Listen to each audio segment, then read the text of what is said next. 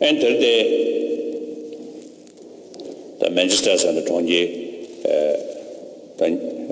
Shabade, and Perimatima Tangu Yombare, and the Disalia, the Dus, and the public Dus, Kamisha, Kugochumba, Shakauchum, Nshag, Sijil, Tushishu.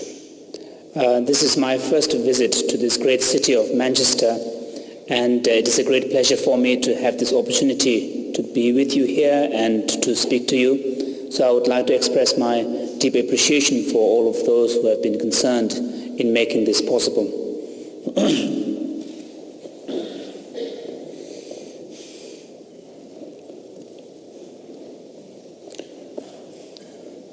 And the other Tajinang, Samalova, Tuyun Rumbuchin Alalia, Tapage, Kaso Tajinanche, and a Kunim Chunyare, and a mix it to Shishuni.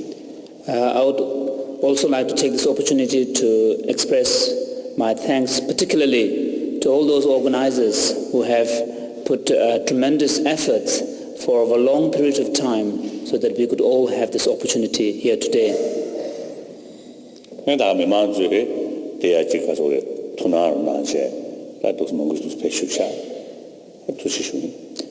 would also like to express my appreciation for the public who have gathered here and who are participating in this talk with interest.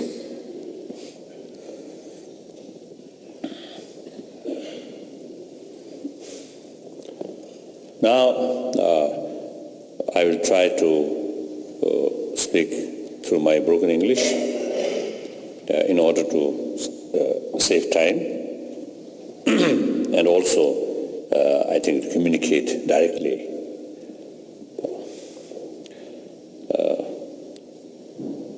But at the beginning, I want to sort of to warn to you. You see, my English very poor. Is as a word very limited. So therefore, sometimes there is danger. You might get, I think, the different understanding or different meaning due to, you see, I think, the wrong use word. So that I would like to say. And then another thing, I think quite a number of people come here with some expectation. But then I have nothing to offer to you. Nothing is special message or something. Simply, share some of my own experience. So I think some of you may find some new ideas and could adopt your daily life. And some I may not find any interest. Then doesn't matter, just leave it. It's no problem. Now the topic. The main theme of my talk here this evening is compassion, and speaking about compassion as the basis for human happiness.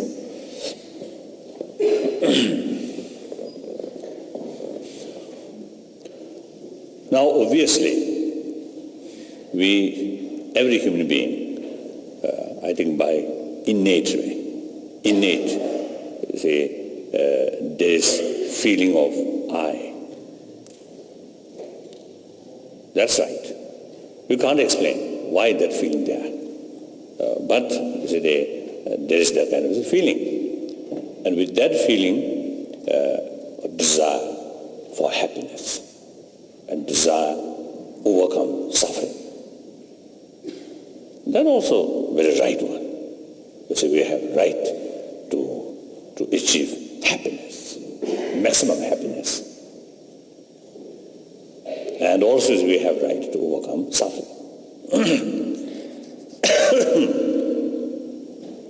With that motivation, I think, whole human history, develop on that basis. And not only human being, but even I think the tiny insect also have that feeling from the Buddhist viewpoint. So because of that, according to their own capacity, trying to gain some happiness and try to avoid some, unhappy situation. So, so now, human being, some, I think, different, major differences from other species of mammal. That is human intelligence. So certainly, because of human intelligence, I think we have much more advanced way. Developed capacity. More capacity, and we can think much more, long period or long future we can think, and also our memory is quite capable or quite strong. We can, remember many years, and also with help of oral transmission as well as written. We can remind the many centuries, and through scientific now the analytical method, we can examine millions years ago. So human intelligence is very smart. But at the same time, because of that very fact, we also have more sort of doubt or suspicion, that kind of and with that more fear. Perhaps the imagination fear much more than animal. And also it is, as a matter of fact, the many conflict within human family or within one's own family or within one's own community, not alone,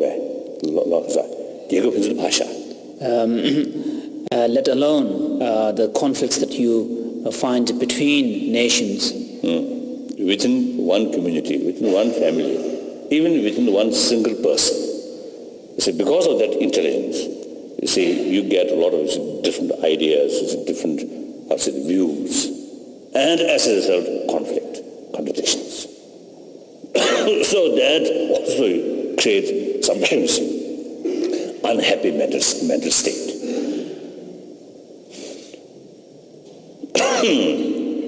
So human intelligence, one way, very smart, very great, but one way human intelligence is another source of human misery, trouble. And again, at the same time, human intelligence is the ultimate factor to overcome all these differences, all these conflicts. Now here, what is one, and therefore from that viewpoint, out of all different species of mammal on this planet, human being is, most troublemaker. That's also clear. So imagine if, no longer any human being on this planet, then planet itself maybe become more safer. And certainly, the millions of fish, chicken, these, small, animals, then get some kind of, genuine liberation. So now the question is, the question or the important thing is, that is a human intelligence. This is a marvelous thing. Must be utilized in constructive way. Now, that's the key factor. And if we utilize that capacity in proper way, that not only a human being becomes something less harmful to planet, but also the individual human being themselves get more happy, mental state. So things are within our own hand. Whether we utilize the human intelligence in the right way or wrong way, that's up to us. Nobody can control, or nobody can impose way. Nobody can impose. Can impose.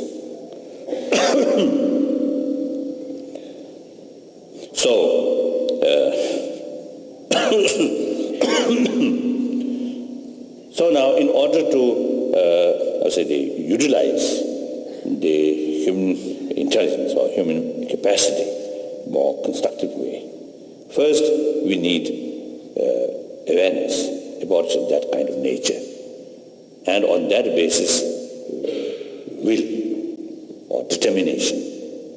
Then there is a real possibility to transform human heart. No? A human heart. Yes. So, so now here, that's I think the basic situation. Now on that basis, today I'm going to speak more on the regarding how to become a happy human being, individual basis. Because I believe individual is the key factor. Any change, any movement in the human community, the initiative must come from individual. So if the individual human being, they eventually be a nice person, calm person, peaceful person, then it automatically bring some kind of positive atmosphere, and you have a happy family. Once you see two-parent, be a warm-hearted and peaceful and calm person, then they are all children. Eventually, generally speaking, also get that kind of, also grow that kind of behavior. So therefore, I think the individual, the happy individual human being is very important.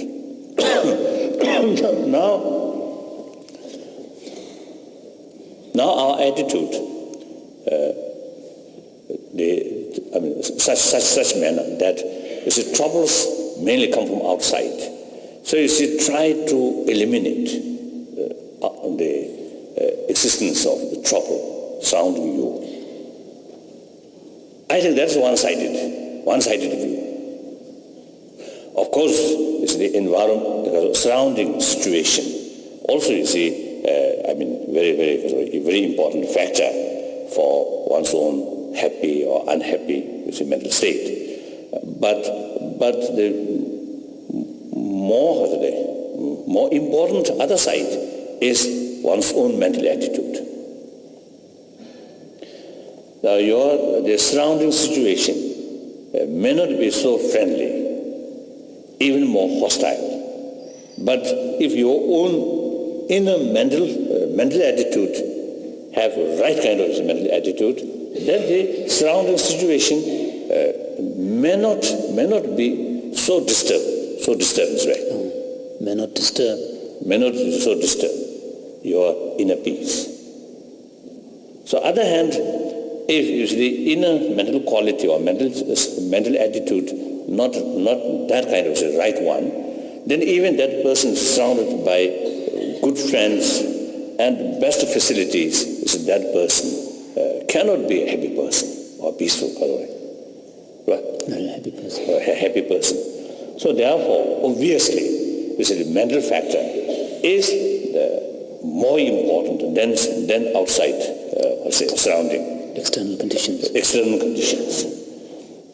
So generally, I believe, maybe wrong, it seems to me you see, many area, people, you see, concern more about, you see, the external conditions and neglect about internal, you see, factor. So now here, you see, my, you see, the suggestion is, let us pay more attention about our inner quality. Now here, you see, according to my own little experience, the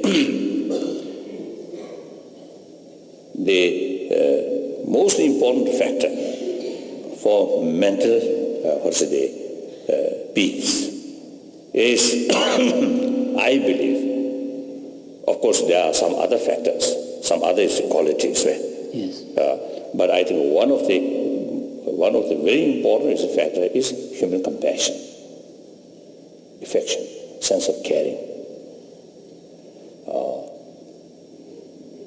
You see, now compassion, I think, let me explain what is the meaning of compassion.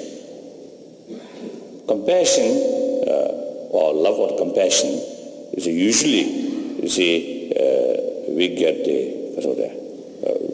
usually the concept about the compassion or love is something, closeness feeling towards your friend or something. And also sometimes the compassion means something, feeling of pityness. That's wrong. The compassion or love and compassion, which is something look down other, that's not genuine compassion. Genuine compassion must be, you see, I think on the basis of respect other, and realize or recognition that others also, just like myself, have the right, be happy, overcome suffering. Yet some suffering there. So you see, on that basis, she should develop some kind of genuine concern, sense of concern. So you see, there is no,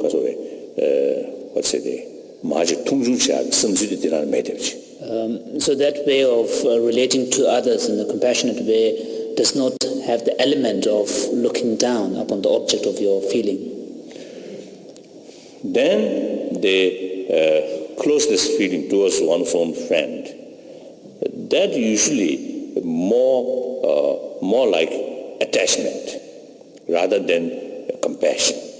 So you see, genuine compassion is unbiased, should be unbiased. You see, closeness feeling towards one's own friend, that is only partial, only towards one's own friend, not towards your enemy or those unknown people. Usually you remain indifferent. Indifference is right. Indifferent. So that is, you see, that kind of closeness feeling is partial or biased. So you see, the genuine compassion is, as I mentioned before, on the basis of recognition that others also, just like myself, you see, have the right to overcome suffering. So on that basis, including your enemy, same situation, same human being, also has the same right. On that basis, you see, develop genuine sense of concern. That's compassion. So you see, that's unbiased. Even towards, so irrespective what the person's or group of the people's attitude towards you, whether hostile, whether friendly, that is something different. But so long as these also see sentient being, human being, just like myself, have the right to overcome suffering, on that basis develop sense of concern. That is genuine compassion. So you see that compassion, there you see one aspect of that compassion also you see have some kind of a sense of caring responsibility, sense of responsibility. So that strengthens the story. So you see, once you see that, you see the motivation or that kind of sense of feeling, right? Feeling. That kind of motivation or that kind of feeling is once developed here, it automatically strengthens our sort of self-confidence. You see, it increases confidence. That automatically reduces fear. And that will act as a basis of determination. So you see, success must depend on determination. Right from the beginning, no matter how difficult is the work or the task, if you're really determined, even one time fail, second time fail, third time fail, doesn't matter. You see, your aim very clear and continue effort. So therefore, you see, determination is, with optimistic attitude, and determination is the key factor for success. So the compassion bring us some kind of inner strength. Then also you see compassion. Once you see compassion is developed here, then almost like you see it open automatically our inner door. And through that door we can communicate with other fellow human beings or also other sentient beings without much, you see, the uneasiness feeling. You can communicate easily, heart to heart. If you see the otherwise way. On the other hand, if some kind of hatred feeling, ill feeling towards other here, then because of your own mental attitude, that person certainly feel, or other person also have that kind of similar feeling towards me. So as a result, it's a suspicion, fear, and automatically, you see, distance from other, and difficult to communicate with other. So result, you feel loneliness, you are isolated. And mental, I think mainly due to mental imagination, that person really, you feel, all the people, or member of the community, are looking on you something negatively because of your own feeling. Maybe one or two may have that kind of negative feeling, but certainly it's not all the member of the community. But you see, and also, if you yourself, you see, here kept some, negative feeling, meantime, expect some friendly manner from other. That's illogical.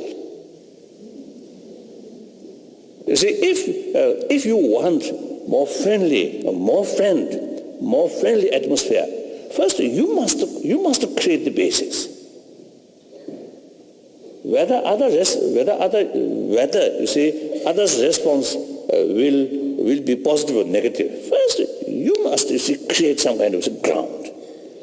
Then, if the others' response still is negative, then you have right, to act accordingly. So you see, first we must create the possibility to react friendly manner. So usually I do like that. Whenever I met, some new person, I truly feel, no need for introduction. That's, it is obviously another human being. That's no. You see, on the faces, not robot. Right? Not a robot. Maybe in the future, I may go there, robot. Maybe sometime in the future, because of the technological advances, I could be confused for a robot to be a human being. whether this is robot or this is real human being, then maybe may have some kind of confusion. But at least I think up to now, no need introduction. Oh, something moving, something smile, something teeth or eyes, that's a human being. So you see, then on that basis, you see the emotion level, same. The basically physical level also same, except color. Usually we call the Westerner yellow hair. So you see, it doesn't matter. Yellow hair, blue hair, white hair, doesn't matter. You see, the important thing is emotional level. Same, yeah, same. So you see, with that sort of conviction or with that kind of belief, you see, I feel, you see, another human brother, now come here. Yes, just I, you see, spontaneous sort of approach. Then most cases, they immediately, the others respond also accordingly. You see, immediately become friend. Sometimes, you see, fail. Then I have liberty to react according to circumstances. If the other side is not that kind of spontaneous response, and still remains some kind of suspicion or some kind of sarcastic attitude, then of course the plenty of time or plenty of occasion is whether I should react what kind of manner. So doesn't matter, isn't it? So therefore, they basically our way of approach to other, I think should be that kind of open and consider or recognize as another human being. Nothing much differences.